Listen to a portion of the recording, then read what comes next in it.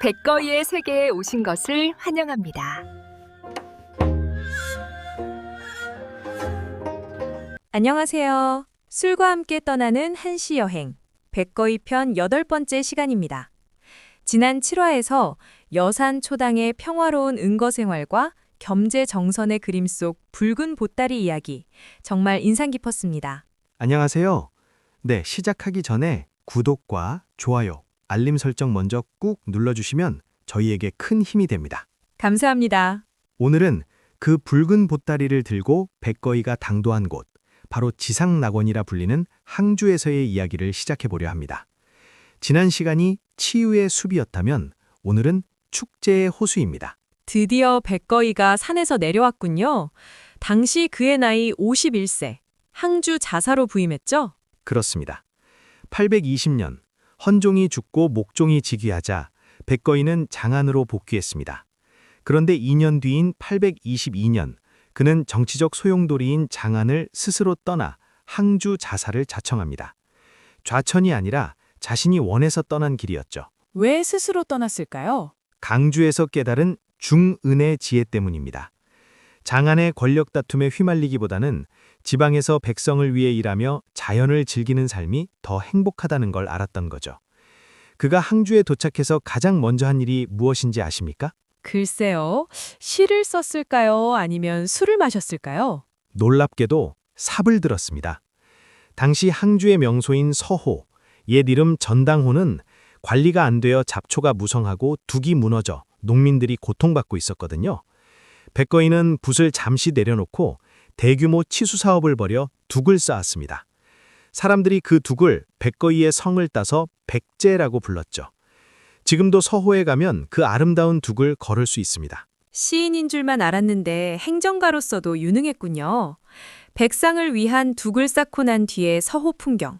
백거이의 눈에는 얼마나 아름다웠을까요? 그 벅찬 감동을 노래한 시가 바로 백거이의 최고 명작 중 하나인 전당호 춘행, 즉 봄날 전당호, 서호를 거닐며입니다. 이 시는 마치 카메라를 들고 호수를 찍은 것처럼 생생합니다. 함께 감상해 보시죠. 고산사 북가정서, 고산사 북쪽 가정정자의 서편에는 수면 초평 운각저.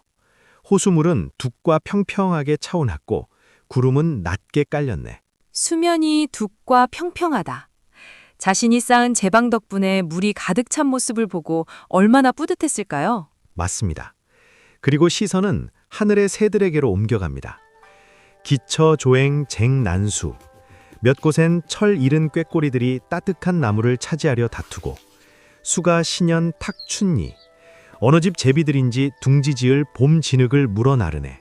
생명이 꿈틀거리는 봄의 활기가 느껴집니다. 그리고 이제 시선은 땅으로 향합니다. 난화 점욕 미인안.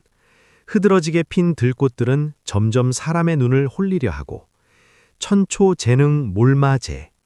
막 돋아난 파릇한 풀은 겨우 말발굽을 덮을만 하구나. 몰마제, 말발굽을 덮을 만한 풀이라니 표현이 참 세밀하네요. 백거이가 말을 타고 호수를 순찰하고 있다는 걸 알 수 있고요. 네. 그리고 마지막 구절에서 그는 이 호수에 대한 무한한 애정을 고백합니다. 최하의 호동 행 부족. 내가 가장 사랑하는 호수 동쪽은 아무리 거닐어도 부족하니. 녹양 음리 백사제. 푸른 버느나무 그늘 속의 백사제로다. 가장 사랑한다. 아무리 거닐어도 부족하다. 강주 시절의 우울함은 찾아볼 수가 없네요. 정말 행복해 보입니다. 그렇습니다. 이런 아름다운 풍경 앞에서 술이 빠질 수 없겠죠? 강주 시절의 술은 고독과 치유의 독주였다면 항주에서의 술은 풍류와 찬미의 술입니다. 백거이는 친구 U19에게 이런 시를 보낸 적이 있습니다. 제목이 문 U19, U19에게 묻다입니다. 녹이 신배주, 푸른 거품 뜬 갓 빚은 술, 홍리 소화로, 붉은 진흙으로 빚은 작은 화로, 만래 천욕설, 저물녘 하늘엔 눈이 내릴 듯한데 능음 일배무, 와서 한잔하지 않겠는가? 녹이라니 이름이 참 예쁘면서도 특이하네요. 갓 빚은 술 위에 뜬 거품이 마치 초록 개미 같다고 해서 붙인 이름입니다. 능음 일배무, 한잔하지 않겠는가? 이 한마디에 모든 게 담겨 있네요. 붉은 화로와 푸른 술, 그리고 친구. 강주에서 홀로 마시던 술과는 차원이 다릅니다. 색채의 대비가 선명하네요. 붉은 화로, 푸른 술거품, 그리고 흰 눈. 화면이 그려집니다. 백거이는 항주를 3년 보내고 임기를 마친 뒤 824년은 다시 소주 자사를 거쳐 825년부터 827년 장안과 로양으로 돌아갑니다. 하지만 그는 평생 항주를 잊지 못했습니다. 훗날 67세가 되어 늙은 백거이가 항주를 그리워하며 쓴 시가 바로 억강남입니다.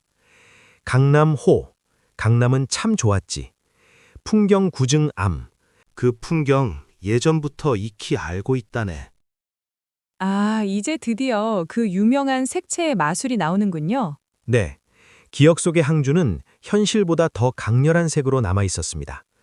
일출 강화 홍승화, 해 뜨는 무렵 강가의 꽃은 불보다 붉고 춘래 강수 로결암, 봄이 온 강물은 쪽빛보다 푸르네. 능불 억강남, 내 어찌 강남을 그리워하지 않으리요. 꽃은 불보다 붉고 강물은 쪽빛보다 푸르다.